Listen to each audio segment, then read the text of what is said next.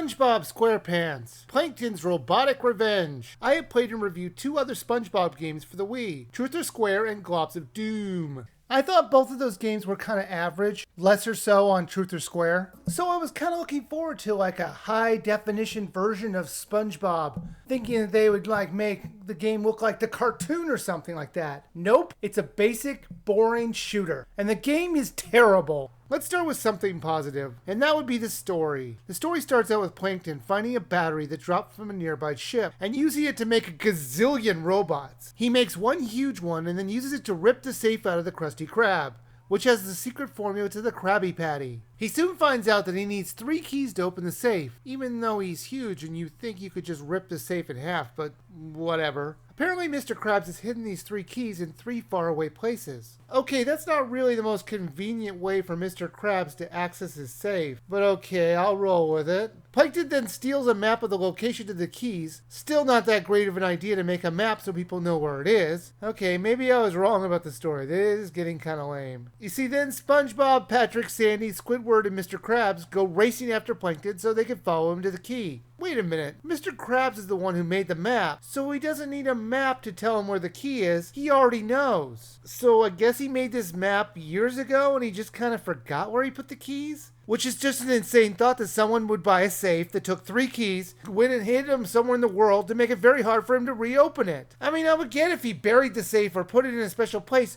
but he put it in his business. Who makes it that complicated to open a safe? The characters kind of look like they do on the TV screen. It's when you start playing the levels that it'll really try your patience. There is 0 creativity in the level design. The way the creators decided to change up the level designs and make you understand that you're in a new world is to change the color of the world, and that's about it. It was one monotonous level after another. Worse yet, it's just a shooter, really. All you do is kill enemies and push buttons. Repeat this for 3 hours and you have SpongeBob SquarePants Plankton's Robotic Revenge. The whole time I was thinking, if they just took out SpongeBob, they could just add in any other license and it would feel the same.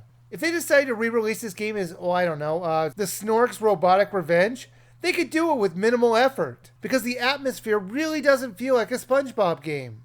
There were so many times where I was so bored I wanted to stop playing, but I just kept hoping it would get better, but it doesn't. So you guys owe me for this one, because this one was so bad. But someone's got to review it. The level designs made me think that SpongeBob just lives his life on a bunch of cliffs, because that's what the title would insist. The level of difficulty is not that hard, but I'm an adult. I can see kids having a real issue trying to defeat all the enemies. This game would be a real problem for anyone who was under 8, I would say. But then again, anyone who's over 8 wouldn't want to play it because it's so mind-numbingly boring. Most of the time you're just slapping the enemies or jumping and hitting them as a ground pound, or using your special weapons. There are special weapons you can buy and upgrade. They were just different kinds of attacks, but not really that different. Like a pie gun that lobs pies. But these weapons, for the most part, really don't add much. I pretty much stuck with the pickle shooter and upgraded it all the way, and barely bothered to change weapons at all. There's also a special move you could do when you have a full battery. Then for a few seconds you have invulnerability. So that was nice, I guess. There were occasionally these parts where you're falling, where you have to avoid debris or something, or I never quite figured out what this whole part was about. Worse yet, trying to avoid the objects was hard was because they just would pop up. Like this was too taxing for the WiiU processor, and they just couldn't show us things just too far ahead.